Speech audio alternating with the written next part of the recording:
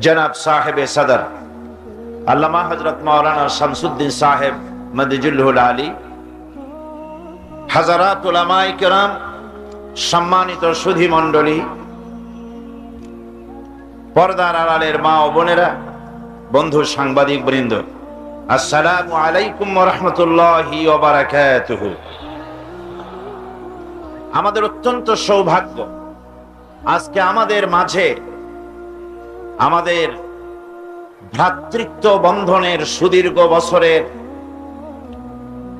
সহস্র বছরেরও বেশি, 1400 বছর ধরে যে দেশের সঙ্গে আমাদের আত্মার সম্পর্ক, রূহের সম্পর্ক, আমাদের কলবের সম্পর্ক, আমাদের ঈমানের সম্পর্ক হারামাইন শরীফাইন থাকার কারণে সেই পবিত্র মক্কা মুআজ্জামা থেকে এসেছেন ফজিলাতুল শেখ আদ-ডক্টর আব্দুর রাজ্জাক জাফর আল উস্তাদ জামিয়াতুল উম্মুল কুরা বে মক্কা আল মুকাররমা।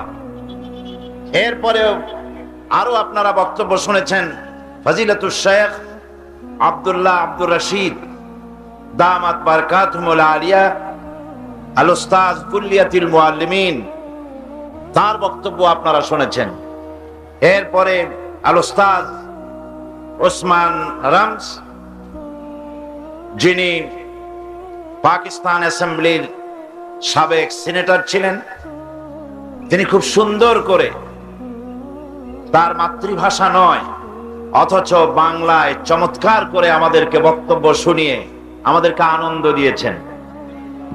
আমরা আজকের মঞ্চে কোরআনে কারীমের মাহফিলে কোরআন নাজিলের দেশ থেকে আগত আমার রাসূল করিম সাল্লাল্লাহু আলাইহি ওয়াসাল্লামের পবিত্র দেশ থেকে আগত মেহমানদেরকে আমরা ওয়েলকাম করছি, স্বাগতম জানাচ্ছি, শুভেচ্ছা জানাচ্ছি, খায়রে মাকদাম করছি।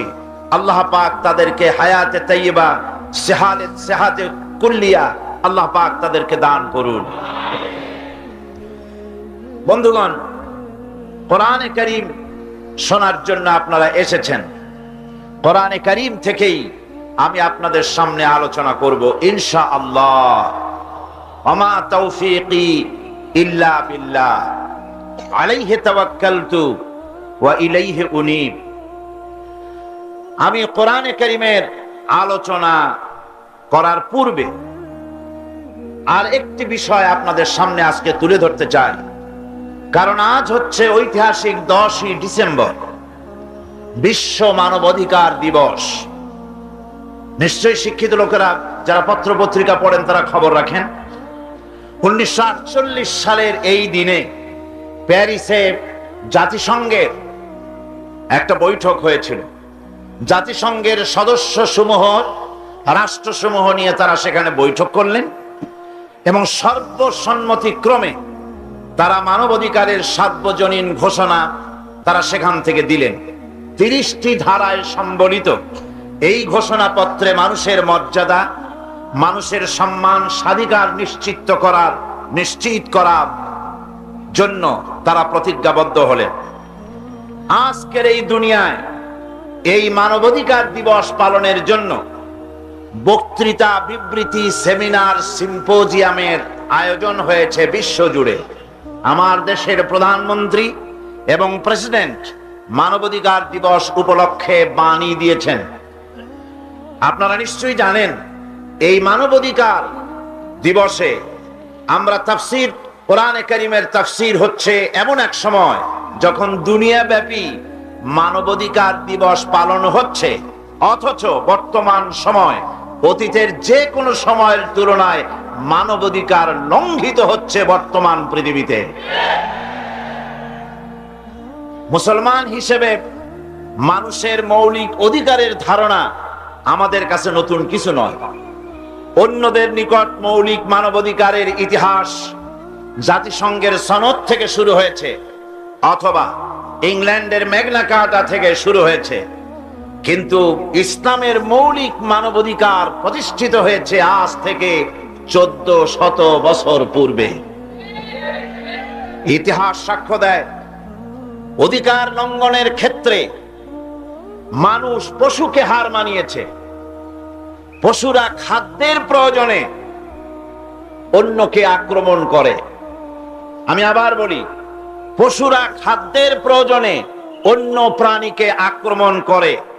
ফুর্তি করার জন্য অথবা কাউকে গোলাম বানাবার জন্য পশুরা কেউ কাউকে আক্রমণ করে না। বাঘেরা সিংহেরা আজ পর্যন্ত কোন সেনাবাহিনী তৈরি করে নাই। পৃথিবীর কোন ব্যাঙ আজ পর্যন্ত দাঁড়িয়ে বলে নাই যে এই এলাকায় শুধু আমি গ্যাংর গ্যাং করব, আর কেউ আওয়াজ করতে পারবে না। এভাবে করে ব্যাঙ তার স্বজাতিকে শাসায়নি, বাঘ তার স্বজাতিকে শাসায়নি, বরং মানুষ মানুষকে শাসন করেছে।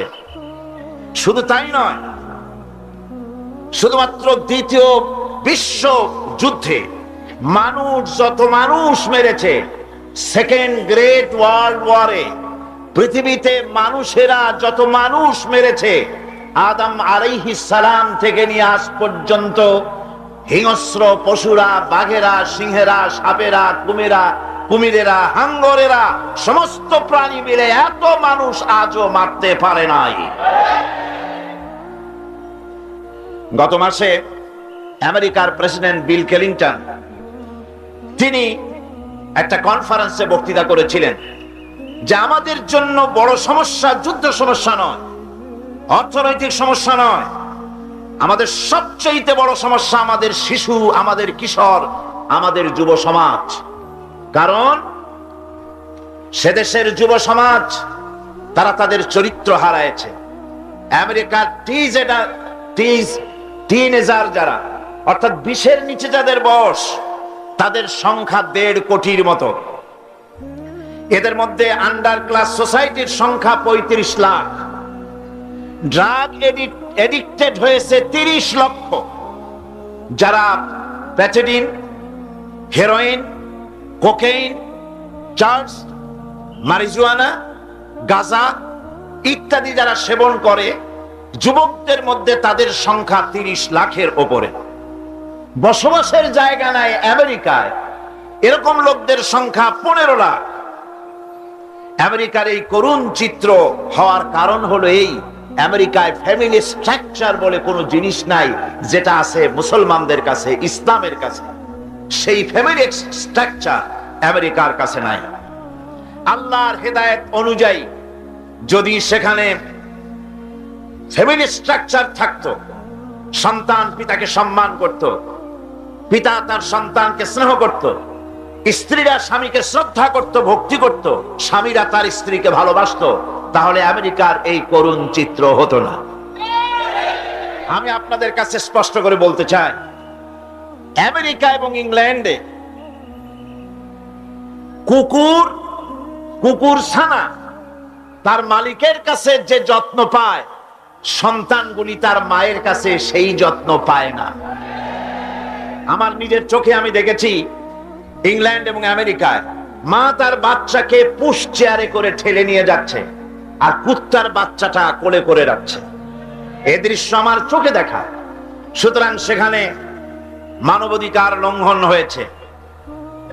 এই মানবাধিকার গুলিকে আইনের পরিভাষায় বলা হয় legal rights, positive rights, fundamental rights, একে বলা হয় basic human rights, birth rights of man. এগুলি হলো এর আইনগত পরিভাষা। বাংলা ভাষায় সামগ্রিকভাবে এই মৌলিক মানবাধিকার এগুলিকেই আমরা চিহ্নিত করে থাকি। এসব অধিকার মানুষকে অত্যাচার এবং জুলম থেকে রক্ষা করে।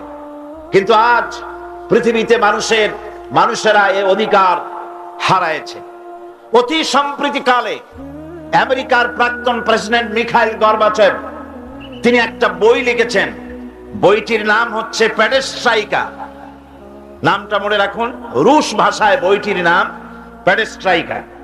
তিনি এই বইতে উল্লেখ করেছেন, যখন থেকে আমরা আমাদের নারীদেরকে আমাদের ঘর থেকে বের করে দিয়েছি, তখন থেকে আমাদের সন্তানগুলি লাওয়ারিস হয়ে গিয়েছে। আমাদের সন্তানগুলিকে ঘরে আর দেখার কেউ নাই। কোনটা রং, কোনটা রাইট, কোনটা ভালো কোনটা মন্দ বোঝাবার মতো ঘরে আর লোক লইল না, ফলে আমাদের সন্তানগুলি সব খারাপ হয়ে গেল। আমেরিকা যারা বিবাহ করে তাদের প্রথম বিবাহ বার্ষিকীতেই বিবাহ ভেঙে যায় 60%, শতকরা 60% বিবাহ ভেঙে যায়।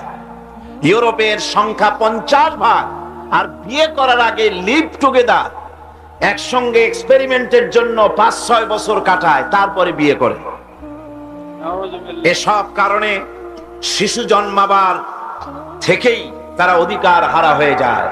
আমার দেশে চাকরি করার জন্য জিজ্ঞেস করা হয় তোমার নাম কি, বলা হয় আমার নাম এই, বাবার নাম কি অমুক। কিন্তু সে দেশে বাপের নাম জিজ্ঞেস করা হয় না, প্রথমে লিখতে হয় নিজের নাম, পরে লিখতে হয় মায়ের নাম। কারণ গাভী জানে না কোন ষাঁড়ের বিচে এই বাছুর এসেছে পৃথিবীতে। আজকে এই দুর্দশা হচ্ছে পৃথিবীর বুকে। দ্বিতীয় বিশ্বযুদ্ধের পূর্বে সামগ্রিকভাবে পৃথিবীর মানুষগুলি একান্নভুক্ত ছিল, কিন্তু দ্বিতীয় বিশ্বযুদ্ধে মানুষ মারা গেল, শুধু পৃথিবীতে পুরুষ মারা গেল 1 কোটির মতো। 1 কোটি পুরুষ মারা যাওয়ার পর নারীগুলি কাজের জন্য, রুজির জন্য পেটের দায়ে রাস্তায় বেরোলো। ক্যাপিটালিস্টরা বলল যে আমরা নারীদেরকে অধিকার দিয়ে দিলাম। নারীরা যখন কাজের জন্য ময়দানে নামলো, সাংবাদিক ভাইয়েরা, বুদ্ধিজীবী ভাইয়েরা, শিক্ষিত ভাইয়েরা, মা বোনেরা, খুব মনোযোগ সহকারে শুনুন। নারী যখন তার রুজি এবং রুটির জন্য ময়দানে নামলেন, তখন সবচাইতে বড় দুটো সমস্যার সম্মুখীন তারা হলেন। একটি হলো পুরুষের চাইতে তাদের বেতনের বড় রকমের বৈষম্য ঘটে গেল, তাদের বেতন হলো কম। আজও বাংলাদেশে যত গার্মেন্টস ফ্যাক্টরি আছে, নারীকে সবচাইতে কম বেতন দেওয়া হয়। 300 টাকার বেশি বেতন আছে বলে আমার জানা নাই। মানবাধিকার তোমরা আমাদের শেখাও, নারীরা বেতন পেল কম। আরেকটি বড় সমস্যার সমস্যার সম্মুখীন হলেন নারীরা, তা হলো চাকরির জন্য। চাকরির ক্ষেত্রে পর পুরুষের সাথে অবাধ মেলামেশার কারণে তাদের সতীত্ব, তাদের ইজ্জত, তাদের আব্রু ধুলায় ধূসরিত হয়ে গেল। নৈতিক চরিত্রের অবক্ষয় ঘটলো, এই ছড়িয়ে পড়লো গোটা বিশ্বময়। রাজনীতিতে আজ মানবাধিকার লঙ্ঘন হয়েছে। পাশ্চাত্য মনে করে ফরাসি বিপ্লবের পর মানুষকে 3টা অধিকার দেওয়া হয়েছে। কয়টা? 3টি। বলার স্বাধীনতা, চিন্তার স্বাধীনতা, সংগঠন করার স্বাধীনতা। অথচ আজকের পৃথিবীতে আমরা জানি ফ্রান্সের অধীনে আলজেরিয়া 600 বছর আলজেরিয়া শাসন হলো। এই আলজেরিয়ায় 1992 সনের নির্বাচনে ইসলামিক সালভেশন ফ্রন্ট যখন বিপুল ভোটে বিজয় লাভ করলো, তখন ফ্রান্স আলজেরিয়ার সেনাপতি জেনারেল জারুয়ালকে দিয়ে নির্বাচন বাতিল করে ইসলামিক সালভেশন ফ্রন্টের 60,000 মুজাহিদকে হত্যা করেছে। জাতিসংঘের চার্টার তৈরি হয়েছিল যে 3টি কারণে, সে কারণগুলি তারা লঙ্ঘন করলো। জেনারেল নরিয়াগাকে আমেরিকা ধরে নিয়ে গেল, জাতিসংঘ নীরব। বসনিয়া মুসলমানদেরকে সার্বিয়ানরা হত্যা করলো, তাদের অস্ত্র কেনার উপরে এমবার্গো দিল, জাতিসংঘ নীরব। Chechnya, Bosnia, Somalia, Eritrea, Afghan, Palestine, Kashmir মানবাধিকার লঙ্ঘন হচ্ছে, পৃথিবী কথা বলছে না। আজ আমাদের বন্ধু নাই দুনিয়া, আমাদের বন্ধু কেবলমাত্র কে? চিল্লায় বলুন, আমাদের বন্ধু কে? আল্লাহ রাব্বুল আলামিন। মুসলমানদের সাথে আমেরিকা এবং ইউরোপ দুশ্মনী চালাচ্ছে, মারাত্মক দুশ্মনী করছে। নিউ ইয়র্ক ওয়ার্ল্ড ট্রেড সেন্টারে বোমা বিস্ফোরণ হলো, তারা দায়ী করলো কারে? বলেন কারে? মুসলমানকে দায়ী করা হলো। ওকলাহামায় বোমা বিস্ফোরণ হলো, দায়ী করলো কারে? মুসলমানদেরকে। লন্ডন লিবিয়ান দূতাবাসের সামনে বোমা বিস্ফোরণ হলো, দায়ী করা হলো কাকে? মুসলমানদেরকে। বোমা যেখানেই পড়ে মুসলমানেরাই দায়ী, দুনিয়ার কেউ দায়ী না। আমেরিকা দুনিয়ার টেররিস্ট, সন্ত্রাসীদের লিস্ট করলো, পৃথিবীতে কত সন্ত্রাসী রাষ্ট্র আছে। সেই সন্ত্রাসী লিস্টে পাকিস্তান, ইরান, ইরাক, সুদান এসব মুসলমান দেশের নাম আছে। কিন্তু যে দেশটি সন্ত্রাসের উপরে ভিত্তি করে জন্ম হয়েছে, সেই ইসরায়েলের নাম আমেরিকান টেররিস্ট লিস্টের ভিতরে দেওয়া হয় না।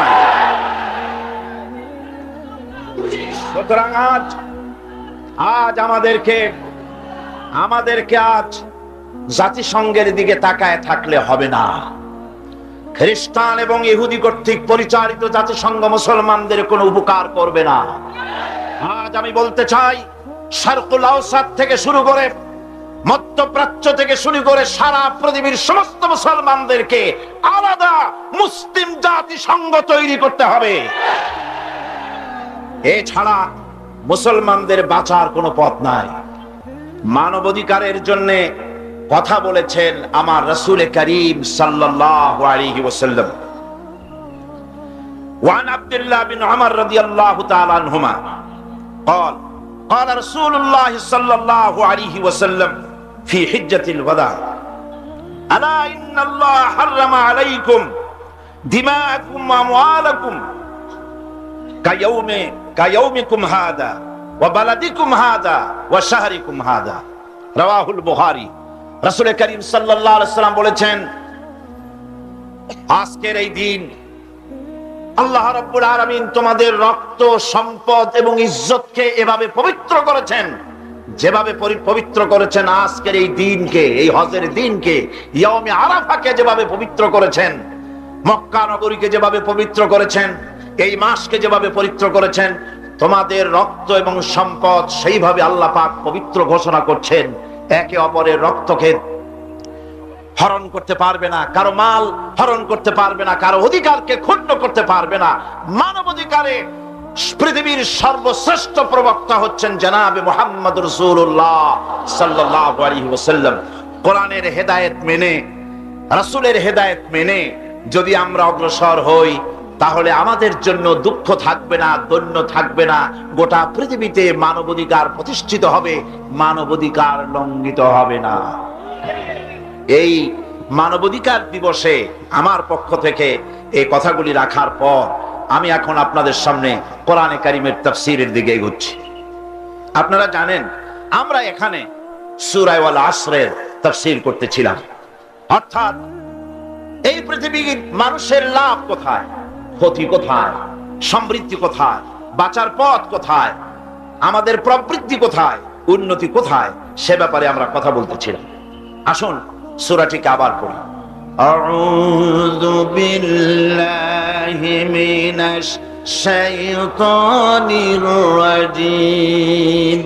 বিসমিল্লাহির রাহমানির রাহিম। ওয়াল আসরি ইন্নাল ইনসানা লাফী খুসর إلا الذين آمنوا وعملوا الصالحات وتواصوا بالحق وتواصوا بالصبر صدق الله العظيم। আল্লাহ পাক শপথ করে বলছেন, গোটা বিশ্বের সমস্ত মানব মণ্ডলীর জীবন ব্যর্থ, এর কোনো দাম নাই, বিফল। মানুষের জীবন সফল হবে কয়টা কাজ করলে, মনে আছে কয়টা? তার কয়টা আমি বলেছি, একটাও শেষ করতে এখনো পারা যায়নি। এই ঈমান আনলে পরে যারা ঈমানে সমৃদ্ধ হয়, তাদেরকে আল্লাহ পাক মর্যাদা দান করেন, তাদের সম্মানকে আল্লাহ পাক বৃদ্ধি করেন। আল্লাহর প্রতি ঈমান মানুষকে আত্মসম্মান বোধ সৃষ্টি করে। কারণ মানুষ আল্লাহর প্রতি ঈমান আনার আগে তারা পাথর পূজা করত, তারা গাছকে পূজা করত, সাপকে পূজা করত, তারা সূর্যকে পূজা করত, আগুনকে পূজা করত। আল্লাহ রাব্বুল আলামিন ঘোষণা করছেন, ইন্নাল্লাযীনা তাদউনা মিন দুনিল্লাহি ইবাদুন আমসালুকুম। আল্লাহ পাক বলেন, আমাকে বাদ দিয়ে তোমরা যাদেরকে তোমরা ডাকো, যাদেরকে সম্মান করো, যাদের সামনে মাথা নত করো, এরা তোমার মতো আমার গোলাম। সূর্য আমার গোলাম, চন্দ্র আমার গোলাম, গাছপালা, পাহাড় পর্বত সবই আমার গোলাম। তোমরা নিজেরা গোলাম হয়ে এই গোলামের সামনে মাথা নত করো, এরা তোমার কোনো উপকার সাধন করতে পারবে না, কোনো উপকার এরা তোমার করতে পারবে না। সুতরাং ঈমান মানুষকে সমৃদ্ধ করে, মাথা নত করতে শিখায় কেবলমাত্র কার সামনে? যখনই আমরা পড়েছি লা ইলাহা ইল্লাল্লাহু মুহাম্মাদুর রাসূলুল্লাহ, এই কালেমা যখন আমরা উচ্চারণ করেছি, তখন আমাকে এই কালেমা শিখায়েছে মাথা নত করা কারো সামনেই চলবে না, একমাত্র আল্লাহ রাব্বুল আলামিন ছাড়া। তিনি ছাড়া কারো কোনো শক্তি নেই। সমস্ত শক্তির উৎসকে আন্নাল কুওয়াতা লিল্লাহি জামিআ, সমস্ত ক্ষমতার উৎস কেবলমাত্র কে? আল্লাহ পাক। সেজন্য আপনারা আমাকে জবাব দেন, খেতে দেওয়ার মালিক কে? জোরে বলতে হবে, খেতে দেওয়ার মালিক কে? পড়তে দেওয়ার মালিক কে? হাসাবার মালিক কে? কাঁদাবার মালিক কে? হায়াতের মালিক কে? মওতের মালিক কে? ক্ষমতা দেওয়ার মালিক কে? ক্ষমতা সিনায় নেওয়ার মালিক কে? ফাআলুল লিমা ইউরিদ, যা খুশি তাই তিনি করেন। তার কাছে তার ক্ষমতার চাইতে প্রচন্ড ক্ষমতা কারণ নাই। তিনি যদি কাউকে উপকার করতে চান, ওয়াইয়ামসাসকাল্লাহু বিদুররিন ফালা কাশিফা লাহু ইল্লা হুয়া ওয়াইয়ুরিদিকা বিখাইরিন ফালা রাদ্দা লিফাদলিহি। আল্লাহ পাক বলেন, আল্লাহ পাক যদি কাউকে উপকার করতে চান তাহলে তাকে কেউ ক্ষতি করতে পারে না।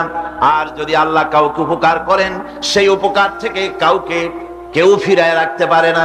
সুতরাং ভালো আর মন্দ, খায়রিহি ওয়া শাররিহি মিনাল্লাহি তাআলা, ভালো মন্দ যা হবে সব আল্লাহর পক্ষ থেকে হয়। কার পক্ষ থেকে?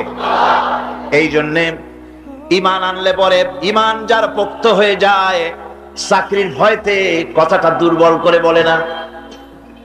আমি যদি এই কথাটা বলি, ইমামতি যদি না থাকে, এই হক কথাটা যদি বলি, তাহলে আমার দাওয়াত সহজ যদি কমে যায়, আমার মন্ত্রিত্ব যদি না থাকে, আমার লোকেরা সম্মান করতো, সম্মানটা যদি না থাকে, রুজি নষ্ট হয়ে যাবে, এই চিন্তা তারা করতে পারে না। কারণ আল্লাহ রাব্বুল আলামিন তিনি পরিষ্কার করে বলেছেন, ওয়া মা মিন দাব্বাতিন ফিল আরদি ইল্লা আলাল্লাহি রিজকুহা, এই পৃথিবীর বুকে এমন কোন বিচরণশীল জীব নাই যে জীবের রিজকের দায়িত্ব আমি আল্লাহ আমার নিজ হাতে গ্রহণ করি নাই। সমস্ত পৃথিবীর সকল প্রাণীর রিজকের দায়িত্ব কার হাতে? আল্লাহ পাকের হাতে। এই পৃথিবীতে বহু প্রাণী আছে, এই পৃথিবীতে অনেক প্রাণী আছে যেই প্রাণীগুলি তাদের কোনো ব্যাংক ব্যালেন্স নাই, এক জায়গায় কোনো কিছু জমা করে রাখে না, অথচ তারা না খেয়েও মরে না। শকুন বলেন, শিয়াল বলেন, কুমির বলেন, কারো ব্যাংকে কোনো জমা নাই, কোনো খাদ্য খাবার।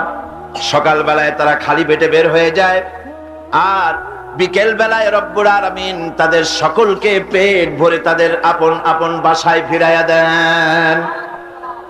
রিজকের মালিক আল্লাহ রব্বুল আলামিন। সেই জন্য পৃথিবীতে যারা নাকি মুমিন, তারা কাউকে ভয় পায় না, কাউকে পরোয়া করে না, ভয় করে কেবলমাত্র আল্লাহ রব্বুল আলামিনকে, আর কাউকে পরোয়া করে না। ঈমান তাকে মর্যাদা সম্পন্ন করে, ঈমান তাকে মর্যাদা বাড়িয়ে দেয়।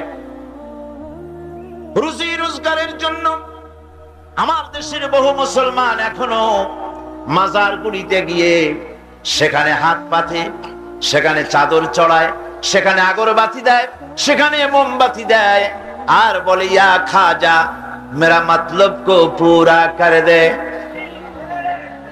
বলে কিনা? সন্তান হয় না, বলে খাজা বাবা একটা সন্তান দাও। চাকরিতে উন্নতি হয় না, চাকরিতে উন্নতি দিয়ে দাও, ছেলে পরীক্ষা দেবে পাশ করাইয়া দাও। এইসব কথা কি বলে? জোরে কর নাউজুবিল্লাহ। আমার বন্ধুগণ, মাজারে এ ধরনের মানত করা, তারা গরু ছাগল মানত করে, এগুলি গিয়ে সেখানে যায় সম্পূর্ণ হারাম। এগুলি কি? মাজারে চাদর দেওয়া যাবে না, আগরবাতি দেওয়া যাবে না, মোমবাতি দেওয়া যাবে না, মানত করা যাবে না।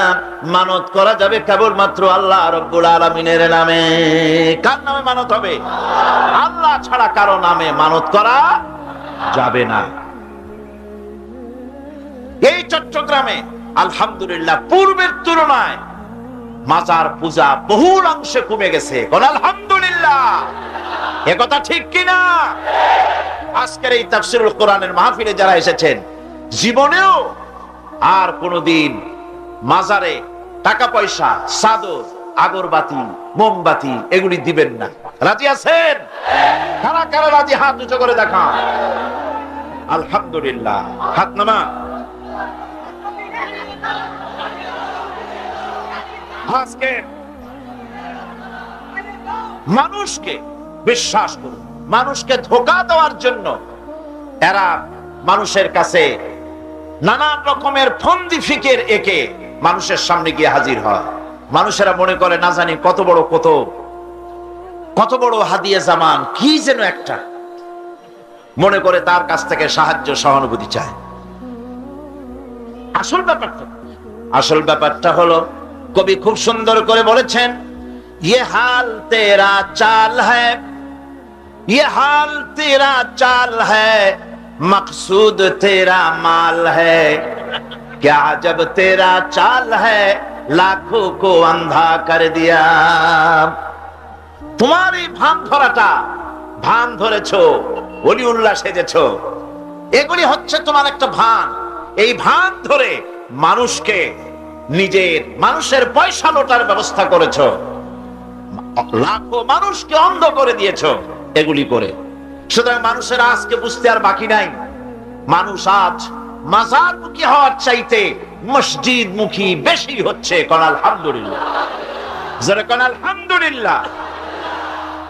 আমার বন্ধুগণ, ইসলাম মানুষকে শিখায়, মানুষ যখন ঈমান আনে, আল্লাহ পাক বলেন ক্ষতি থেকে বাঁচার জন্য ইল্লাল্লাযীনা আমানু, যারা ঈমান এনেছে।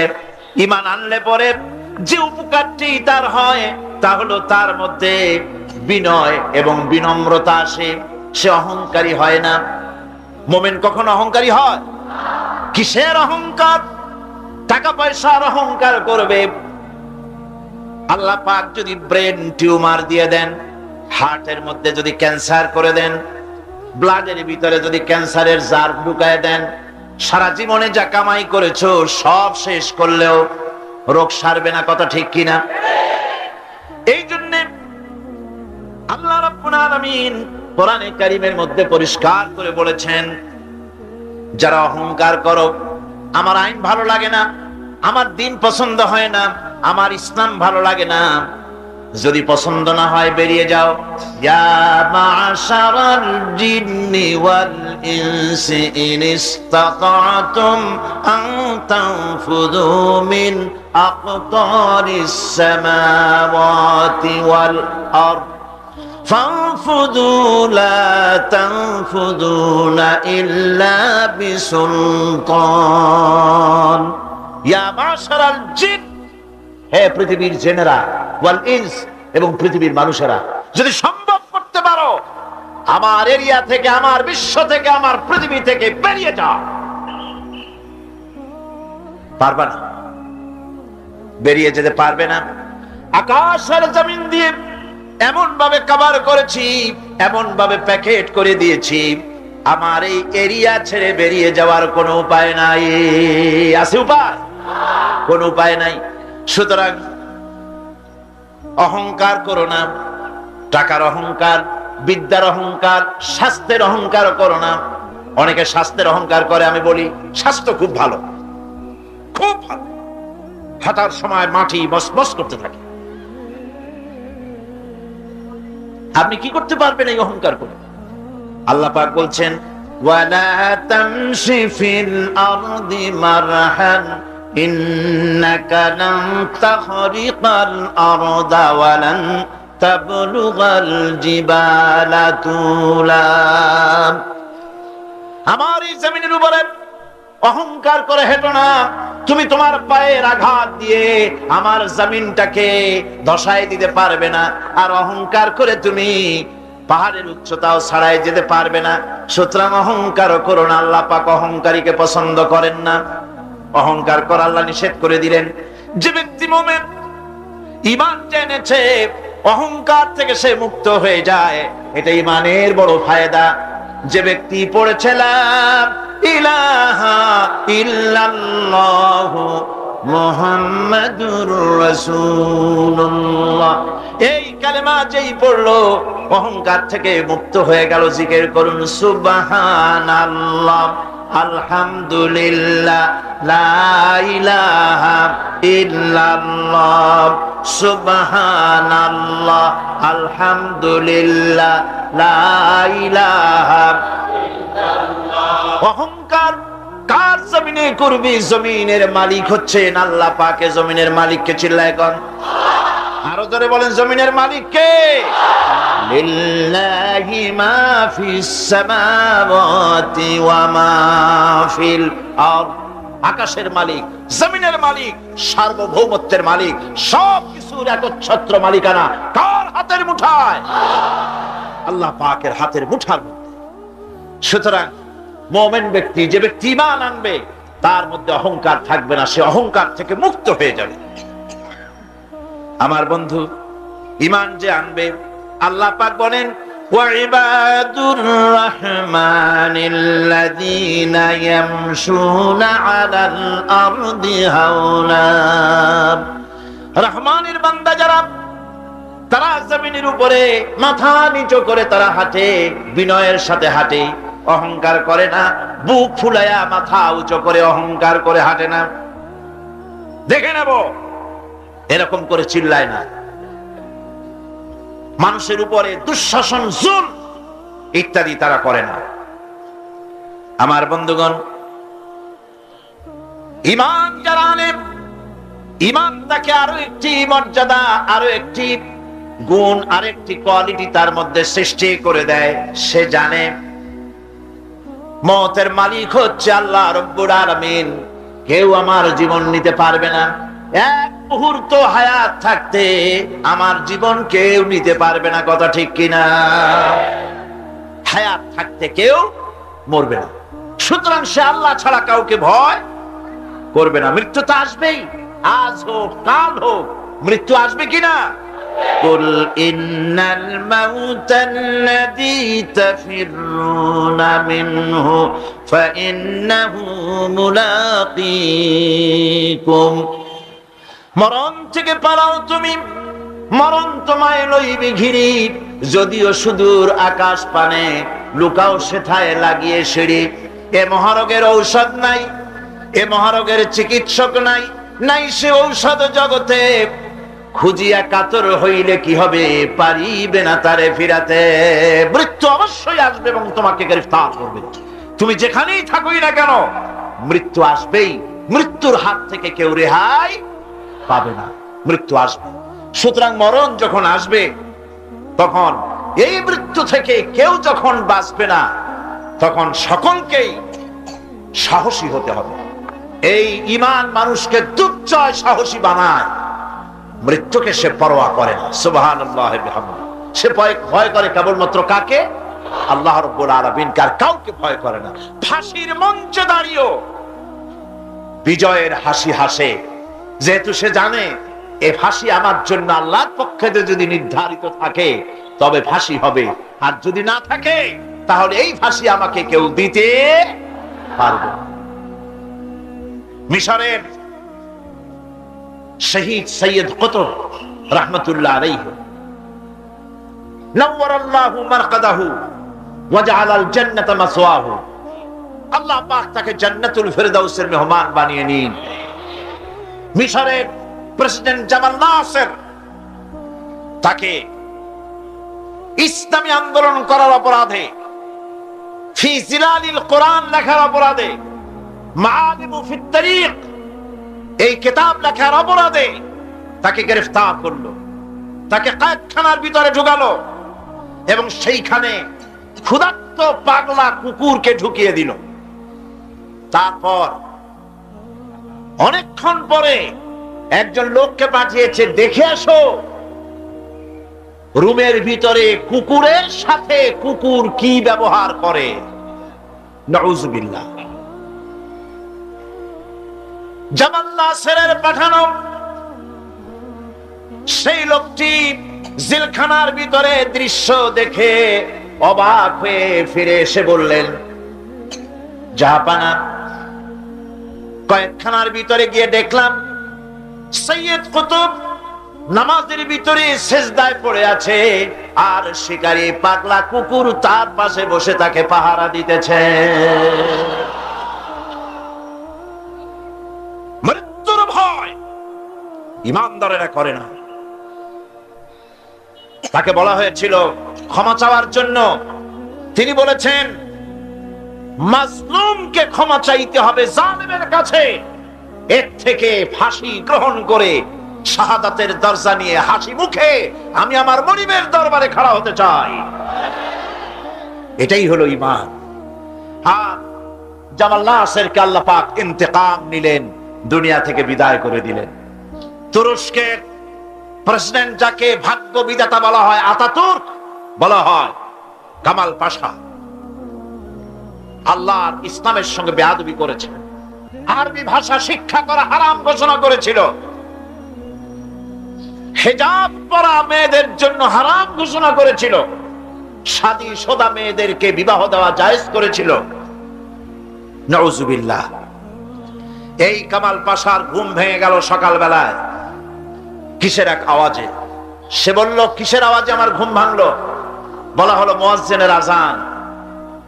মুয়াজ্জিন চিল্লাইলো, কেন ধরে আনো। মুয়াজ্জিন আনা হলো।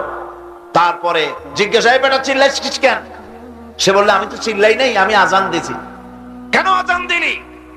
আমার ঘুম ভাঙলো কেন? তাকে আনা হলো এবং তাকে অর্ডার করা হলো। বলা হলো, কামাল পাশা বলল, আমার সামনে তাকে জবাহ করো, তার সমস্ত শরীরটাকে তরবারি দিয়া টুকরা টুকরা করে দাও। আমার ঘুম ভাঙালো কেন?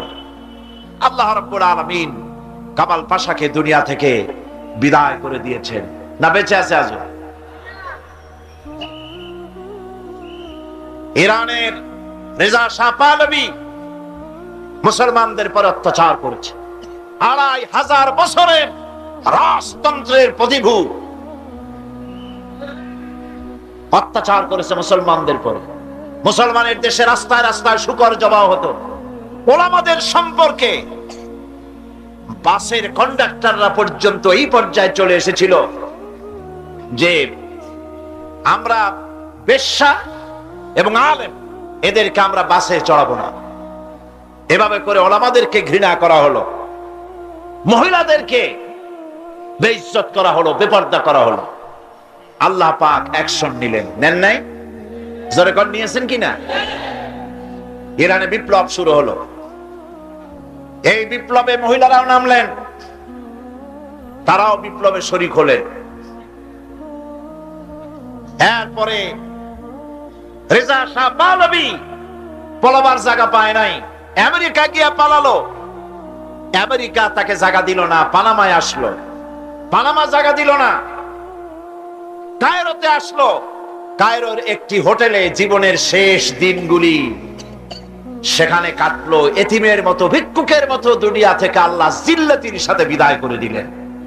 সেই আল্লাহ আছেন কি নাই? জোরে বলেন, আছেন কি নাই?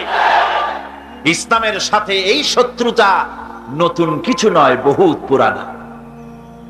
সতিজা কর রহা হ্যায় अज़ल से ता इम्रोज़, सतीजा कर रहा है अज़ल से ता इम्रोज़, चरागे मुस्तफा भी से शरारे बुलाबिस। সেই আবহমান কাল থেকে ইসলামের বিরুদ্ধে এই ষড়যন্ত্র চলে আসছে। আবু জাহেলের গোষ্ঠীরা চেয়েছে চিরকাল মুহাম্মদ সাল্লাল্লাহু আলাইহি ওয়াসাল্লামের তাওহীদের চারাককে, নবুয়তের চারাককে নির্বাপিত করে দেওয়ার জন্য, কিন্তু তারা নিবাইতে পারে নাই। কারণ ইসলাম আল্লাহ পাকের কাজ। সকলে বলেন কাজ।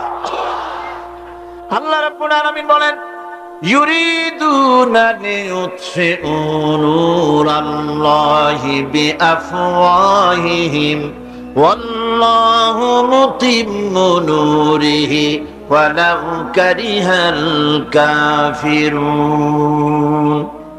ওরা চায় মুখের ফু দিয়ে আমার আলোকে নির্বাপিত করে দেবে।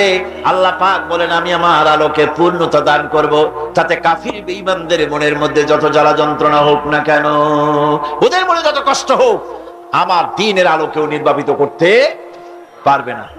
আবু জাহেল চেয়েছিল মক্কায় রাসূল করিম সাল্লাল্লাহু আলাইহি ওয়াসাল্লামকে শেষ করে দিবেন, কিন্তু পেরেছে কি? পারে না। আবু জাহেলের গোষ্ঠী শেষ হয়েছে, কিন্তু রাসূল করিম সাল্লাল্লাহু আলাইহি ওয়াসাল্লামের আওয়াজ বিশ্বময় চালু আছে। ওয়ারাফানা লাকা যিকরাক, আল্লাহ পাক বলেছেন, আমি আপনার প্রশংসার দিগন্তকে বিশ্বময় ছড়িয়ে দেব। সুবহানাল্লাহ। আজ লন্ডনে, আমেরিকায় আযান হয় মসজিদে। সেই আযান আগে হতো মসজিদের ভেতরে, আর খ্রিস্টানদের গির্জার ঘন্টা বাজতো মসজিদের বাইরে। মুসলমানেরা কেস করলো কোর্টে, একই ধর্মীয় কারণে খ্রিস্টানরা গির্জার বাইরে ঘন্টা পিটায়, আর আমাদের একই ধর্ম, আমরা মানুষকে আহ্বান জানাই আযানের মাধ্যমে, সেটা মসজিদের মধ্যে দিতে দেওয়া হয়। এই আইনের আমরা প্রতিবাদ করছি। 3 বছর কেস চলল। 3 বছর কেস চলার পর ইংল্যান্ডে এখন মসজিদগুলিতে হর্ন বাইরে দিয়ে আযান শুরু হয়ে গেছে। লন্ডনের বুকে মসজিদের আযান মাইকে যখন ছড়িয়ে পড়লো, আমার মনে পড়লো তখন বিশ্বকবি, কবি সম্রাট আল্লামা ইকবাল রহমাতুল্লাহ আলাইহির কথা। তিনি কি সুন্দর করে না বলেছেন, মাগরিব কি ওয়াদিयों में गूंजी अज़ा हमारे, मगरिब की वादियों में गूंजी अज़ा हमारी, थमथा न था किसी से सैर रवा हमारा।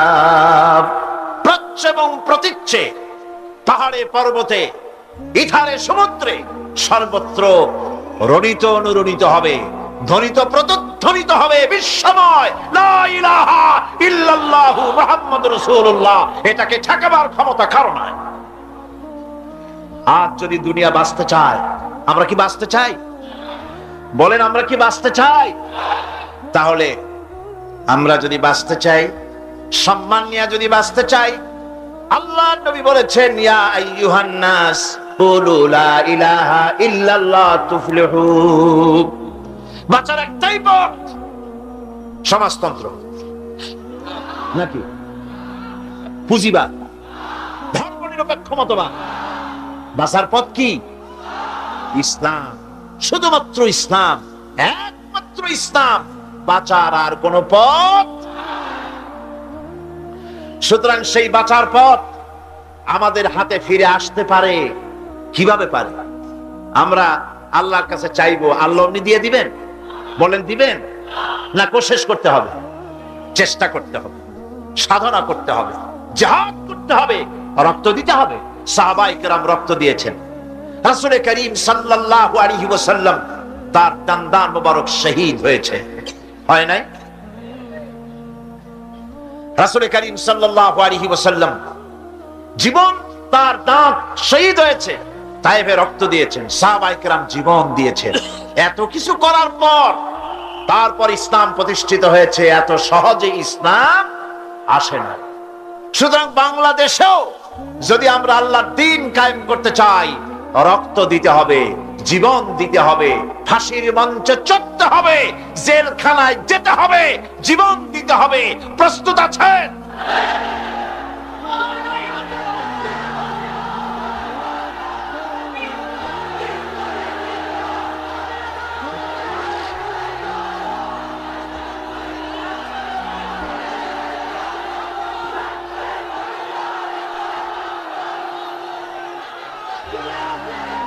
আমার বন্ধুগণ,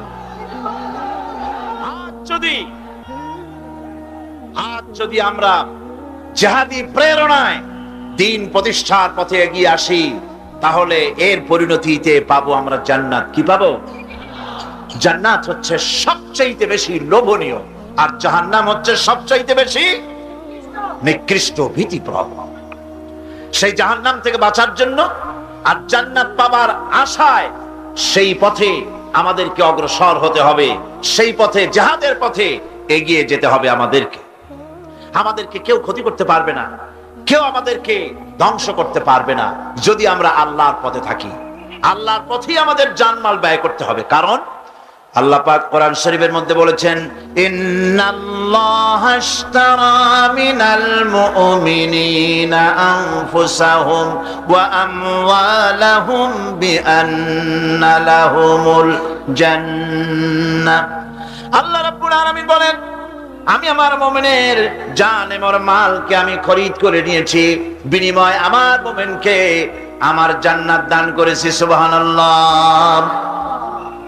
মুমিন ব্যক্তি সে ঘোষণা করবে আল্লাহ পাকের সামনে। আল্লাহ শিখায় দিয়েছেন, ঘোষণা করো, কুল ইন্না সালাতি ওয়া নুসুকি ওয়া মাহইয়ায়া ওয়া মামাতি লিল্লাহি রাব্বিল আলামিন।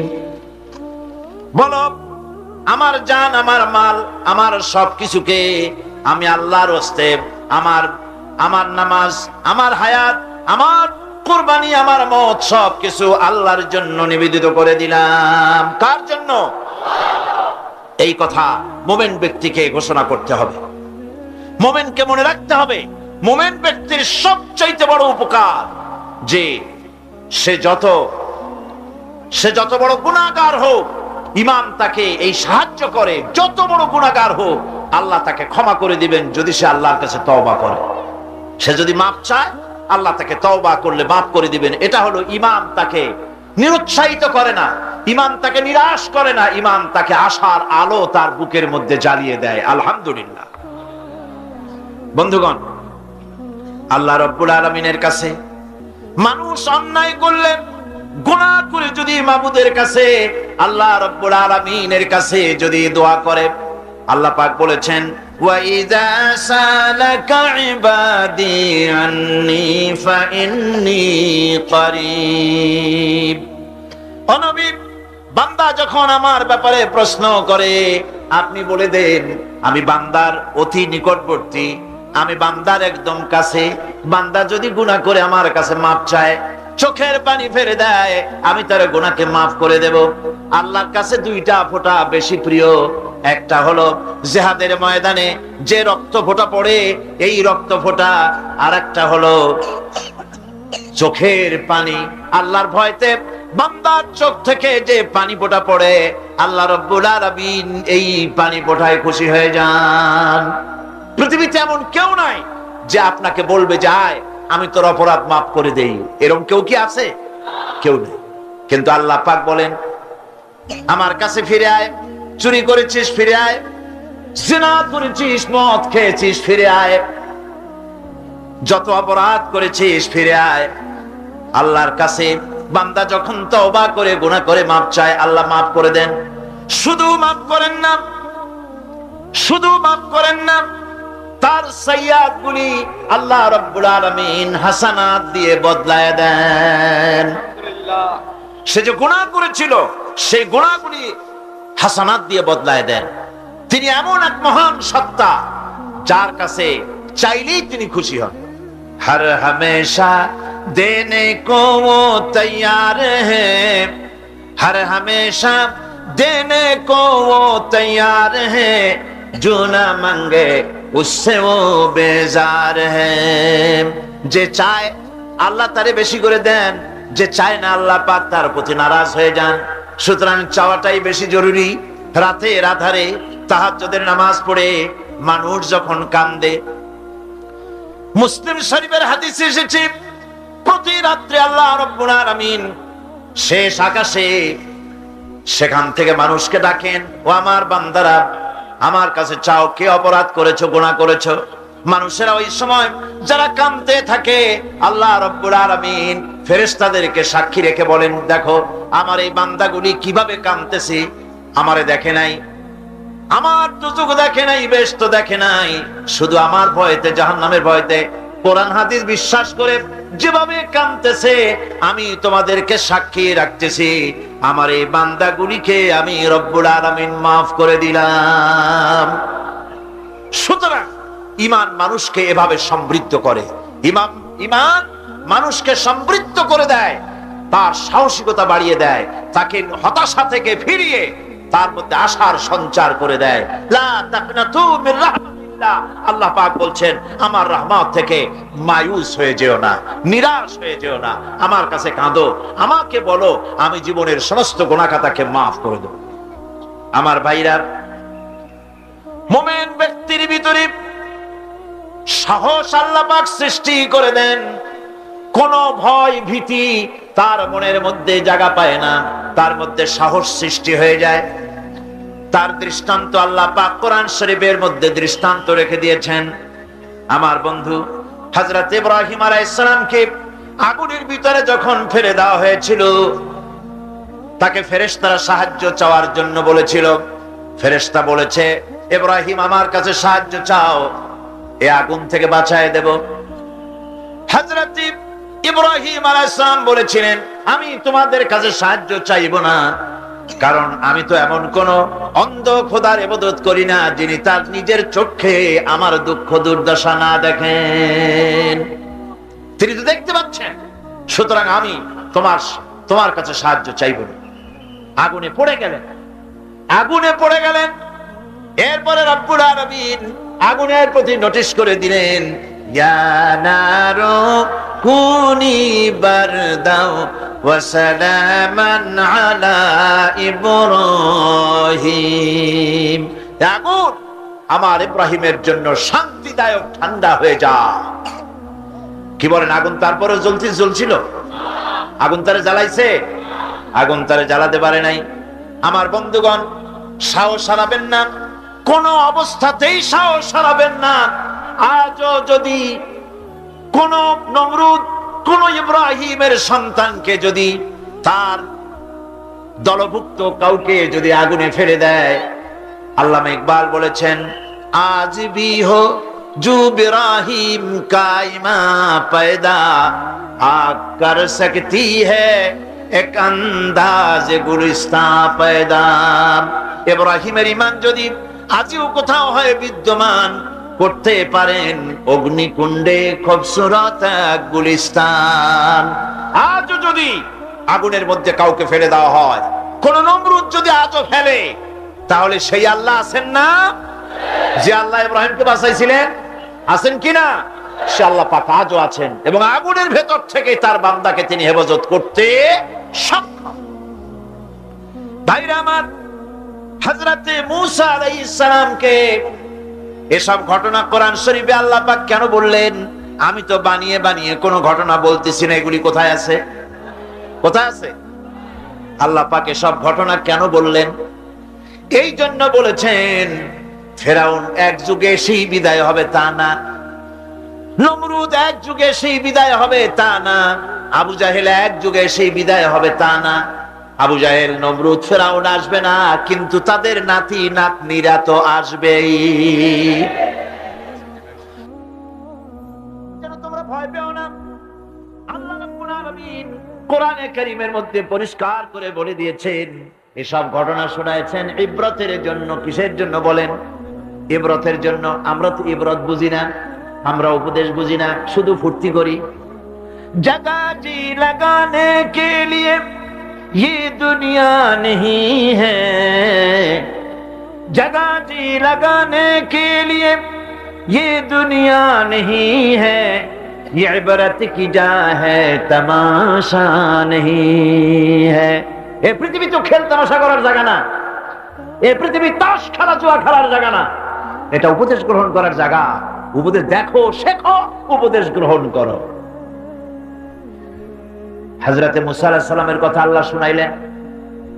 এই কোরআন শরীফের ভিতরে এক জায়গায় দুই জায়গায় নয়, অসংখ্য জায়গায় মুসা আলাইহিস সালামের কথা আল্লাহ বলেছেন, ঠিক কিনা? ইব্রাহিম আলাইহিস সালামের কথা বলেছেন, ঠিক কিনা? মুসা আলাইহিস সালামের কথা আল্লাহ পাক শোনায় দিলেন। ফেরাউন তার পিছনে লেগে গেল। মুসা আলাইহিস সালামের অপরাধটা কি? অপরাধ হলো তিনি বলেছিলেন লা ইলাহা ইল্লাল্লাহ। জোরে বলেন লা ইলাহা ইল্লাল্লাহ। আরো জোরে লা ইলাহা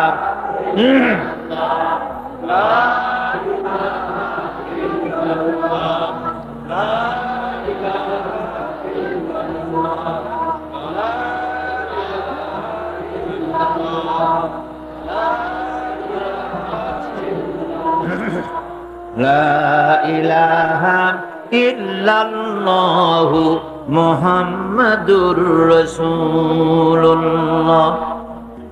তিনি লা ইলাহা ইল্লাল্লাহ দাওয়াত দিলেন।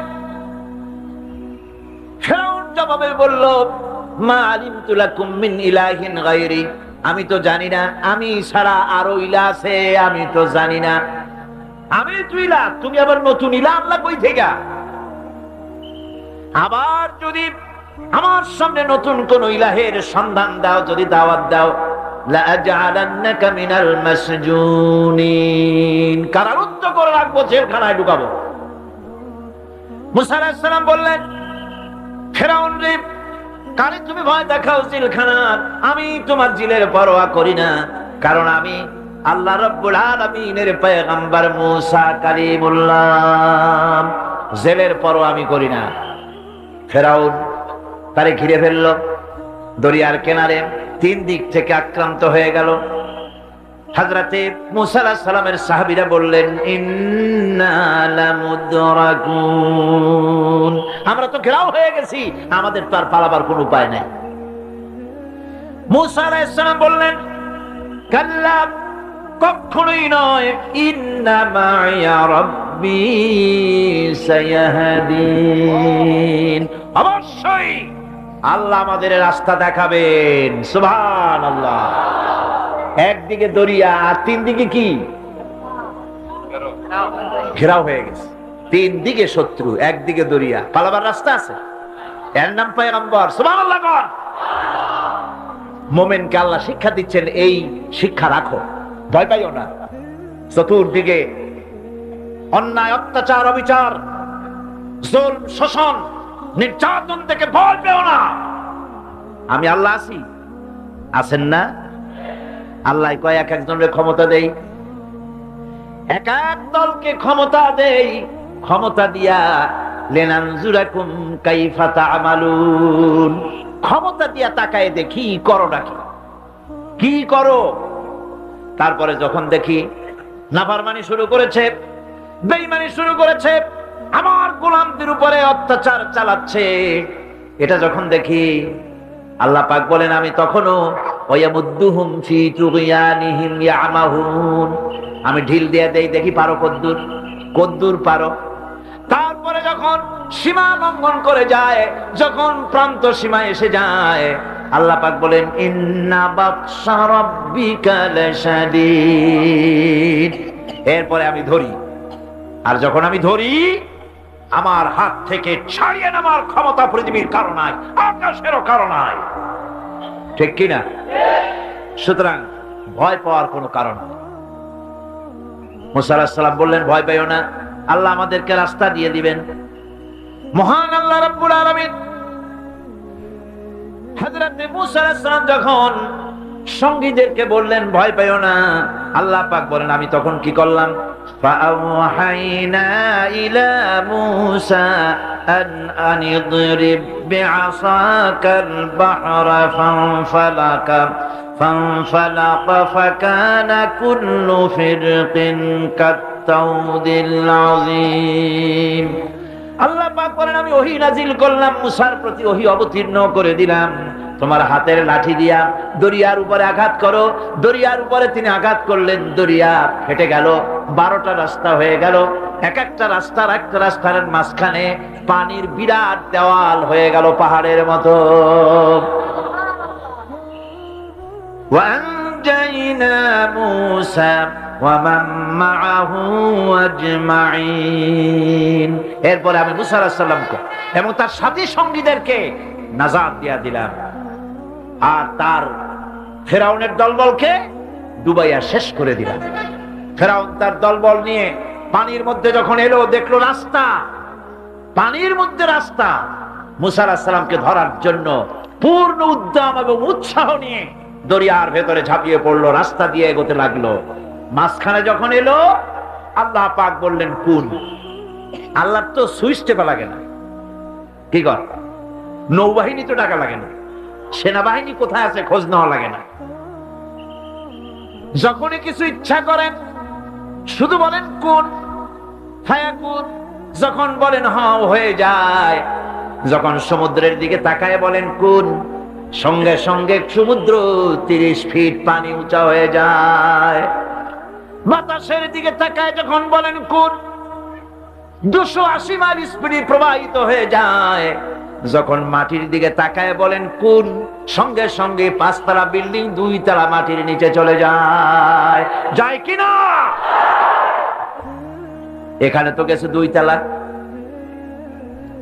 টার্কিতে, ইরানে, আমেরিকা, মেক্সিকোতে, পৃথিবীর বিভিন্ন ভূমিকম্পের জোন যেগুলি আছে, এরিয়া আছে, এ সমস্ত বিশাল বিশাল বিল্ডিং গুলি ধুলার মতো করে আল্লাহ রাব্বুল আলামিন কালইহনিল মানফুস, বাতাসের মতো করে, তুলার মতো করে উড়ায় দেন। সুবহানাল্লাহ। ভূমিকম্প আমার নিজের চোখে দেখছি। ভূমিকম্প হয় কেমনে? চোখে দেখছি মানে ভূমিকম্পের জায়গায় দেখলে, জায়গায় দাঁড়ায় দেখলে তো আমি এখানে আসতেই পারতাম না।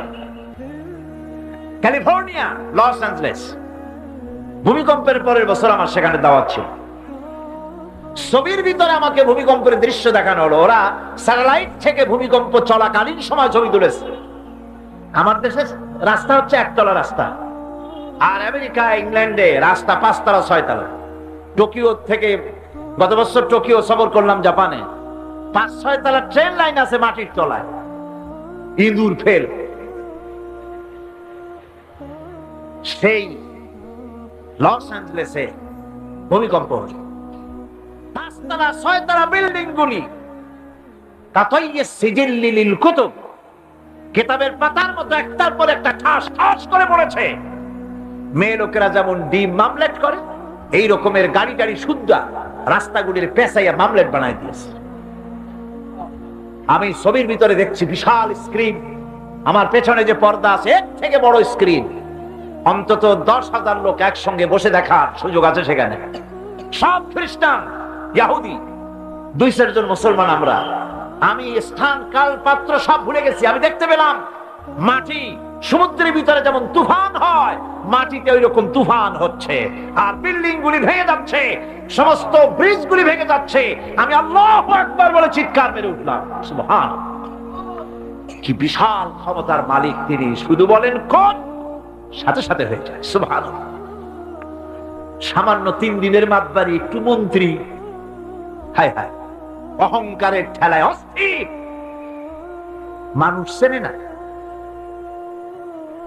শক্তি, সহ্য, বীর্য মনে করে সব আমার, কিন্তু কিছুই তোমার না। সময় যখন আসবে দেখবা তোমার কেউ না। টেলিফোনের কাছে হাত দেবা, তারও সময় পাওয়া যাবে না, তার আগেই কাম সারা। দেখেন না আমাদের দেশে পুলিশের অবস্থা দেখেন। পুলিশেরা, এরা মন্ত্রী তন্ত্রী যখন আসে খুব ফিটফাট হয়ে মন্ত্রীকে সেলুট মারে, হাত দিয়ে একটা মারে, পাও দিয়ে আর একটা মারে। আমি চিন্তা করছি যে এটার হাকিকতটা কি, বিষয়টা এই যে 2টা সেলুট, হাত দিয়ে একটা পাও দিয়ে একটা, কারণটা কি? হাত দিয়ে তো বুঝলাম যে সত্যি এরা হাত দিয়া ব্রিটিশ প্যাটার্নে সেলুট মেরেছে, কিন্তু পাও দিয়া, পরে চিন্তা করলাম আসলে ঠিকই আছে।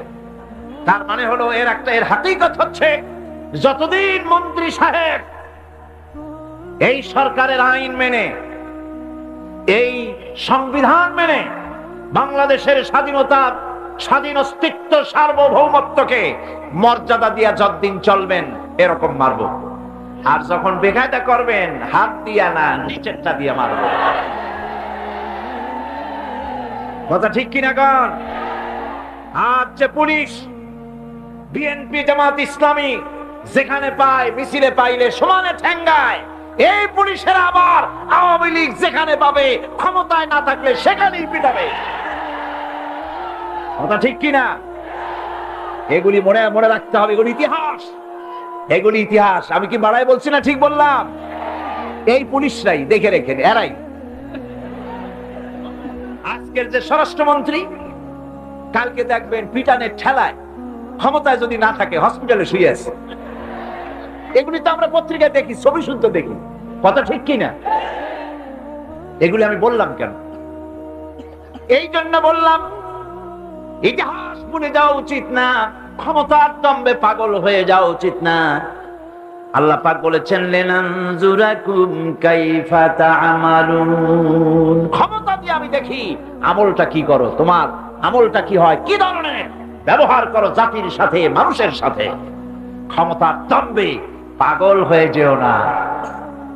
ওই যে পণ্ডিত জওয়াহরলাল নেহেরু, সেই যে পাগলা হসপিটালে গেছিল, মেন্টাল হসপিটাল, মাথায় সুন্দর টুপি, গায়ে শেরওয়ানি, চোস্ত পাজামা, হাতে ছড়ি, ইসলামী ড্রেস। মুসলমানদের কাছে মজা লাগে, কিন্তু দুর্ভাগ্যজনক আমার দেশের মুসলমানদের মজা লাগে না। এদের মজা লাগে অন্যদেরটা অনুসরণ করতে, নিজেরটা ভালো লাগে না। সুন্দর টুপি, সারা জীবন নেহেরু শেরওয়ানি, পাজামা, টুপি ব্যবহার করেছেন, ঠিক কিনা? এই পোশাক কার? নেহরুর বাপের। মুসলমান। আজ মুসলমানদের এই ড্রেসকে বাংলাদেশের টেলিভিশনে অমর্যাদা করা হচ্ছে। আমি পার্লামেন্টে যখন এই কথা বললাম যে বাংলাদেশের টেলিভিশন মুসলমানদের দাড়ি আর টুপি নিয়ে উপহাস করে, আমার পাশের থেকে একজন ট্রেজারি বেঞ্চ থেকে বলল, আপনি মিথ্যা বলছেন, আল্লাহর গজব হবে আপনার উপরে। আমি বললাম, ওয়েট এন্ড সি, গজব কার উপরে হয় আমরা দেখি, অপেক্ষা করি। ভিলেন পার্টে যে অভিনয় করে টিভিতে, নাটকে, সিনেমায়, একটা খারাপ চেয়ারম্যান, একটা খারাপ লোক অভিনয় করার জন্য যাকে আনা হয় তার মাথায় একটা টুপি থাকে কিনা, টেলিভিশনে থাকে কিনা, লম্বা একটা জামা থাকে কিনা, মুখে দাড়ি থাকে কিনা, কাঁধে একটা রুমাল থাকে কিনা। এবার আমি প্রশ্ন করি, মুসলমানদের মাথার টুপি কি জামাত ইসলামী? মুসলমানদের দাড়ি আর লম্বা জামা কি শিবিরে? এই দাড়ি আর টুপি বিশ্বনবী মুহাম্মদ রাসূলুল্লাহ সাল্লাল্লাহু আলাইহি ওয়াসাল্লামের।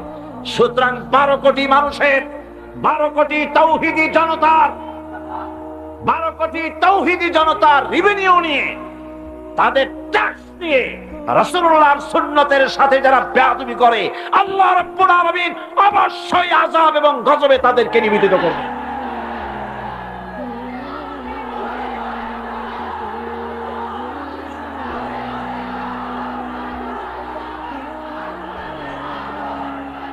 আমার বন্ধুগণ, পণ্ডিত নেহেরু হসপিটালে গিয়েছে, পাগলেরা জিজ্ঞেস করছে, এত সুন্দর কেতাদুরস্ত লোক তো দেখে নাই, তুমি কে গো?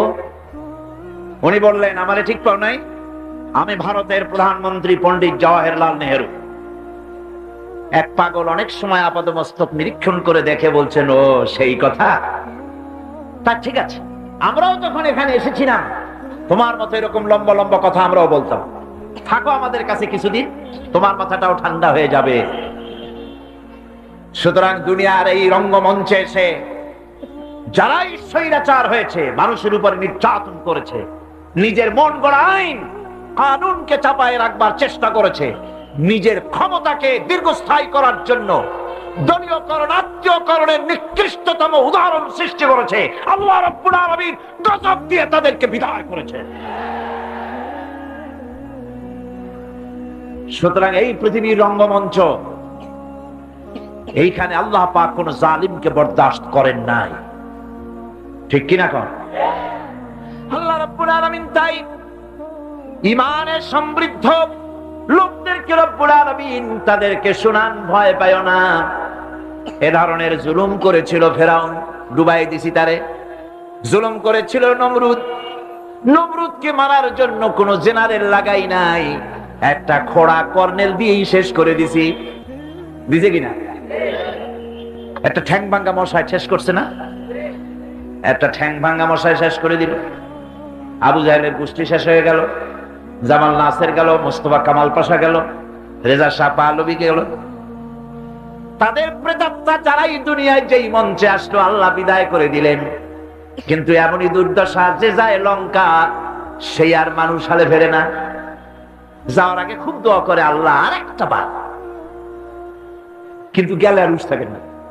ঠিক কিনা? আমার বন্ধু, ভয় পাওয়ার কারণ নাই। কোরআনে কারীম পরিষ্কার করে ঘোষণা করছেন, আল্লাহ রাব্বুল আলামিনের নবী তাকেও কাফির বেঈমানেরা দুনিয়া থেকে মিটাই দিতে চেয়েছে। হিজরতের রাতে হযরত আবু বকর সিদ্দিক রাদিয়াল্লাহু তাআলা আনহুকে সঙ্গে করে নিয়ে নবীজি সর পাহাড়ে চলে গেলেন। ফজর হয়ে গেল।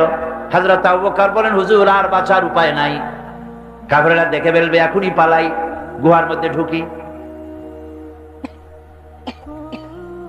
এই গুহার ভিতরে সাপ থাকতে পারে, বিচ্ছু থাকতে পারে, আমি আগে ঢুকি, সাপ করি, যদি কোনো বিপদ হয় আমার উপর থেকে হয়ে যাক, আল্লাহর নবী বেঁচে থাকুন। গুহার ভিতরে নেমে নিজ হাতে সবকিছু সাফ করে হুজুরকে সেখানে তিনি ডাকলেন। নবীজি বললেন, আবু বকর বড় কষ্ট করেছি, একটু বিশ্রাম করি। হযরত আবু বকর উলুর উপরে মাথা রেখে হুজুর ঘুমায় গেলেন।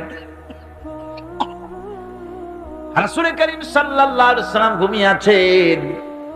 কাফেররা খুঁজতে খুঁজতে এসে গেছে। হযরত আবু বকর বলেন, হুজুর বাঁচার উপায় নাই, কাফেররা গুহার দরজা পর্যন্ত এসেছে, আমরা তো ধরা পড়ে গেলাম। হুজুর বলেন, ভয় পেও না, চিন্তা করো না, ইন্নাল্লাহা মা'ানা, লা তাহজান, ইন্নাল্লাহা মা'ানা।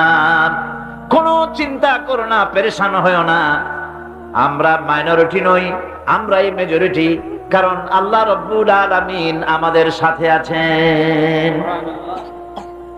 কাফেররা কিচ্ছু করতে পারলো না, আল্লাহ পাক হেফাজত করলেন, আল্লাহ তাকে মদিনায় আনলেন, আল্লাহ প্রেসিডেন্ট বানাই দিলেন। সুবহানাল্লাহ, সুবহানাল্লাহ কইতে ইচ্ছে করে না? দুনিয়ায় এই ষড়যন্ত্র নতুন কিছু নয়। হযরত ইউসুফ আলাইহিস সালামকে এই কোরআন সাক্ষী, কে সাক্ষী? ইউসুফ আলাইহিস সালামকে ভাইরা ষড়যন্ত্র করে কুয়ার মধ্যে ভালাই দিল, কুয়ার ভিতরে ফেলে দিল। ওরা মনে করলো কুয়ার ভিতরে ইউসুফ আলাইহিস সালাম মরে যাবেন, আর মাথা উঁচু করে দাঁড়াইতে পারবে না। কিন্তু ইউসুফ আলাইহিস সালামের ভাইরা বুঝতে পারে নাই এটা কোনো কুয়া নয়, মরণ কুয়া নয়।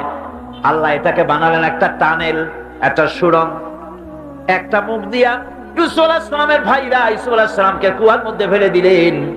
কুয়ার আরেক মুখ দিয়া রব্বুল আলামিন হযরত ইউসুফকে নিয়ে মিশরের প্রেসিডেন্ট বানায় দিলেন। আল্লাহ রাব্বুল আলামিনের এই প্রচন্ড ক্ষমতা তার।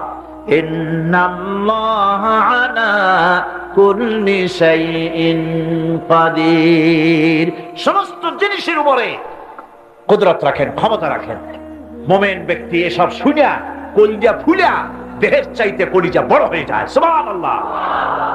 দুনিয়ার কাউকে পরোয়া করে না, পরোয়া করে কেবলমাত্র কাকে? আল্লাহ পাককে। মাথা নত পৃথিবীর কারো কাছে করে না, মাথা নত করে কার কাছে? জোরে কোন কার কাছে? কেবলমাত্র আল্লাহ রাব্বুল আলামিনের কাছে। আমার বন্ধুগণ, এরপরে মুমিন ব্যক্তির ঈমান আনার কারণে সবচাইতে বড় ক্ষতিগুলো থেকে আল্লাহ বাঁচায় দেন। আল্লাহ বলেছেন সমস্ত মানুষের জীবন ক্ষতিগ্রস্ত, ঈমান আনলেই জীবন সবল হবে। কি আনলে জীবন সবল হবে? ঈমান। এই ঈমান আনলে পরে মানুষকে আল্লাহ রাব্বুল আলামিন মুমিন নিরহংকার বানায় দেন। মুমিন নিরহংকার হয়, মুমিন বিনয়ী হয়, মুমিন আত্মমর্যাদা সম্পন্ন হয়, মুমিন জবাবদেহি মূলক জীবন যাপন করতে সমর্থ হয়। আল্লাহর ভয় তার কলিজা থরথর করে কাঁপতে থাকে, সে কোনো বাজে কাজ করতে সাহস পায় না।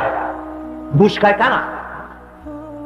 যারা ঘুষ খায়, আল্লাহর ভয় অন্তরে নাই। আল্লাহর ভয়, কথা বল না কেন? আল্লাহর ভয় অন্তরে নাই। ঘুষ যখন গ্রহণ করে তখন তার মনের ধারণা পুলিশ দেখে না, গোয়েন্দা বিভাগ দেখে না, তার বস দেখে না, কেউ দেখে না। বেমালুম টাকাগুলা নিয়ে পকেটের মধ্যে থুইয়া দেয় আর মোছে আতর মেখে তেল মেখে মুস্কি মুস্কি হাসে। অনেক টাকা পাইয়া গেছি, বউরে সোনা দিয়ে অনেক কিছু বানায় দেব, বাড়ি 5 তলা আছে 10 তলা বানাবো, গাড়ি একটা আছে আরো 2টা কিনবো। অফিসার সাহেব যদি বুঝতেন পুলিশ দেখে না, গোয়েন্দা বিভাগ দেখে না, বস দেখতে পাচ্ছে না, কিন্তু এই জমিনের স্রষ্টা, ওই বিশাল আকাশের স্রষ্টা আল্লাহ রাব্বুল আলামিনের চোখকে আমি ভাগিয়ে দিতে পারি নাই। এই খেয়াল যদি কোন অফিসার করে, ঘুষ কি খাইতে পারে? ঘুষ নিতে পারে? পারে না। একদিকে ঘুষ খায়, আবার হজ করতেও যায়, মাশাআল্লাহ, আবার নামাজও পড়ে, কোন জায়গায় মুরিদও হয়, আবার দেখা যায় কপালে দাগও পড়ে গেছে সেজদা দিতে দিতে, আবার ঘুষও খায়। আজীব তামাশা।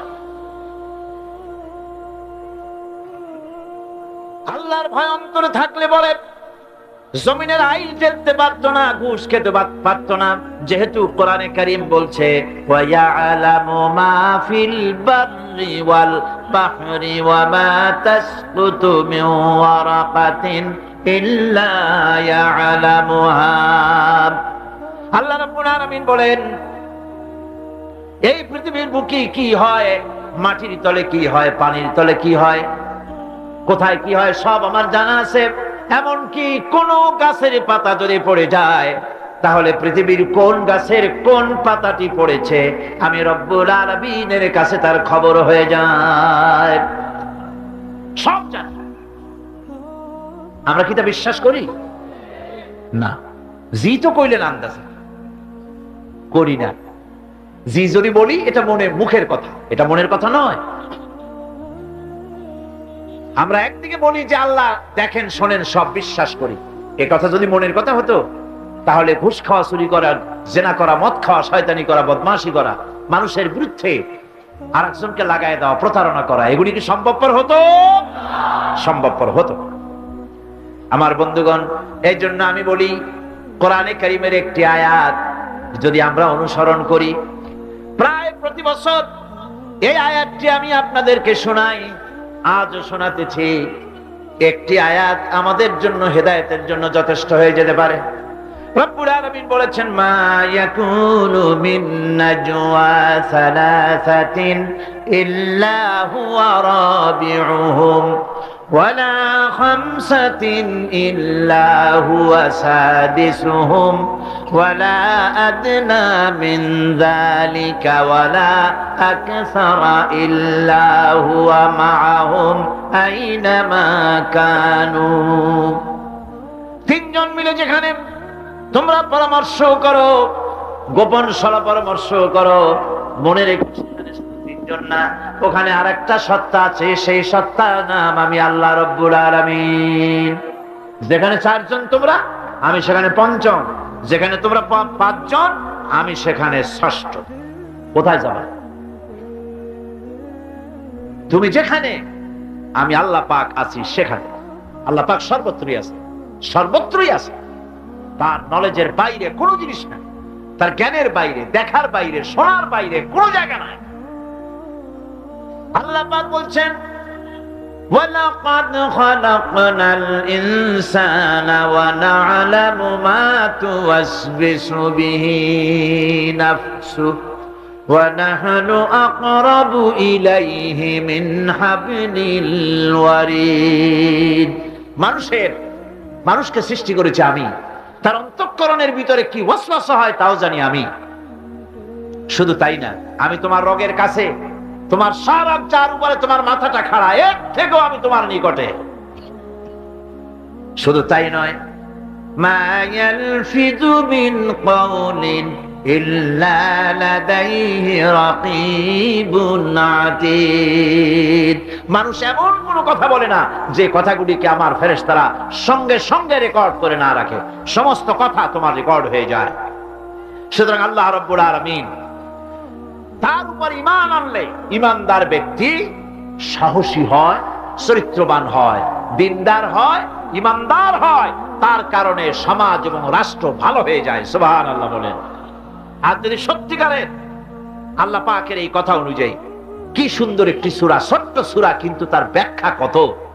ওয়াল আসরি ইন্নাল ইনসানা লাফি খুসর ইল্লাল্লাযীনা আমানু ওয়া আমিলুস সালিহাতি ওয়া তাওয়াসাউ বিল হাক্কি ওয়া তাওয়াসাউ বিস সাবর। আল্লাহ রাব্বুল আলামিন বলেন, পৃথিবীর সমস্ত মানব মণ্ডলীর জীবন ব্যর্থ, জীবন ক্ষতিগ্রস্ত। 4টা কাজ করলে জীবন হবে সফল, জীবন সফল হয়ে যাবে মুসলমান নরনারীরা। তার প্রথম কাজ হলো ঈমান।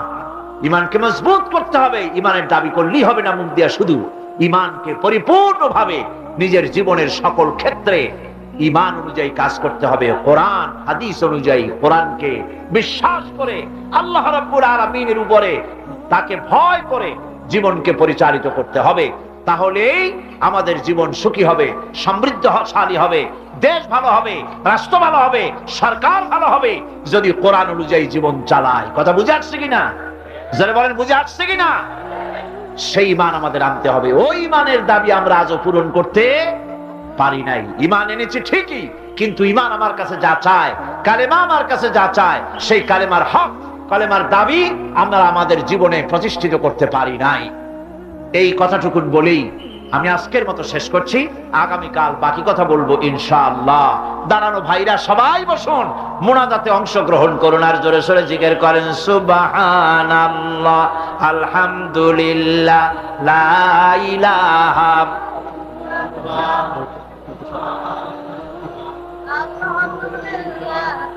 জোরে সোরে জিকির করেন সুবহানাল্লাহ, আলহামদুলিল্লাহ, লা ইলাহা।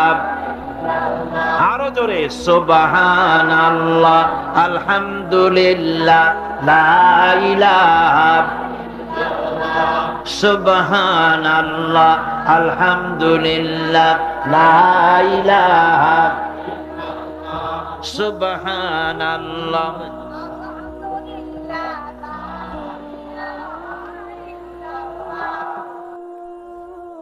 ربنا ظلمنا أنفسنا وإن لم تغفر لنا وترحمنا لنكونن من الخاسرين ربنا لا تزغ قلوبنا بعد إذ هديتنا وهب لنا من لدنك رحمة إنك أنت الوهاب। আয় আল্লাহ তাআলা, বিশাল এই জনতা নিয়ে, তোমার বান্দা বান্দীদেরকে নিয়ে তোমার দরবারে দীর্ঘক্ষণ আলোচনা করে, দরুদ ও সালাম পড়ে, জিকির আজকার করে তোমার দরবারে হাত তুলেছি। মেহেরবানি করে আমাদের আলোচনার সওয়াব রাসূল করিম সাল্লাল্লাহু আলাইহি ওয়াসাল্লামের রূহ মুবারকে পৌঁছায় দাও। আয় আল্লাহ রাব্বুল আলামিন, আমরা যারা হাত তুলেছি এর মধ্য থেকে মা বাপ যাদের দুনিয়া থেকে বিদায় হয়ে গেছে, আয় আল্লাহ কবরগুলিকে জান্নাতের টুকরায় পরিণত করে দাও। রব্বির হামহুমা কামা রাব্বায়ানি সগীরা। সবাই পড়েন রব্বির হামহুমা কামা রাব্বায়ানি সগীরা। রব্বুল আলামিন, সারা জীবন আমরা গুনাহ করেছি, জেনেও করেছি, না জেনেও করেছি। দয়া করে জিন্দেগীর সমস্ত গুনাহ খাতা মাফ করে দাও। হায় আল্লাহ তাআলা, এই বিশাল মাহফিল তুমি আপন কুদরতে 3 দিন চালিয়েছো, আর মাত্র 2 দিন বাকি আছে। তোমার কুদরতি নিজাম দিয়ে তুমি মাহফিলকে সফল করে দিও। হায় আল্লাহ তাআলা, তোমার গোলাম মাওলানা শামসুদ্দিন সাহেব পেরেশান হয়ে আছেন। এ মাহফিলের বিশাল বাজেট, টাকা পয়সা এবার খুবই কম হয়েছে। আল্লাহ, তোমার বান্দা বান্দীদের দিলকে তুমি উন্মুক্ত করে দাও। তোমার বান্দা বান্দীদের হাতকে দারাজ করে দাও, উন্মুক্ত হস্তে সাহায্য করে তারা যেন সমাজ কল্যাণকে ঋণ মুক্ত করে দেয়। আয় আল্লাহ তাআলা, যত মানুষ এই মাহফিলে, মা বোনেরা ভাইয়েরা কষ্ট করে আসেন, আয় আল্লাহ দয়া করে মেহেরবানি করে সকলের জান মাল তুমি হেফাজত করো। আয় আল্লাহ, যত আলোচনা এখানে যারা করেন সকলকে আল্লাহ তুমি হায়াত দিও, সম্মান দিও, মানুষ গ্রহণ করতে পারে এমন ভাবে বলার তৌফিক দিয়ে দিও। রব্বুল আলামিন তামাম পৃথিবীতে মুসলমানেরা যত জায়গায় বিপদে আছে সমস্ত বিপদগ্রস্ত মুসলমানদের তুমি দয়া করে মুক্তি করে দিও। আল্লাহুম্মা জিদনা ওয়ালা তানকুসনা ওয়া আকরিমনা ওয়ালা তুহিন্না ওয়া আতিনা ওয়ালা তাহরিমনা ওয়াসিরনা ওয়ালা তুসির আলাইনা ওয়ারদিনা ওয়া আরদা আন্না ইয়া কারীম ইয়া রাব্বাল আলামিন। ربنا تقبل منا إنك أنت السميع العليم وتب علينا إنك أنت التواب الرحيم سبحان ربك رب العزة عما يصفون وسلام على المرسلين الحمد لله رب العالمين بحق لا إله إلا الله محمد رسول الله। السلام عليكم ورحمة الله।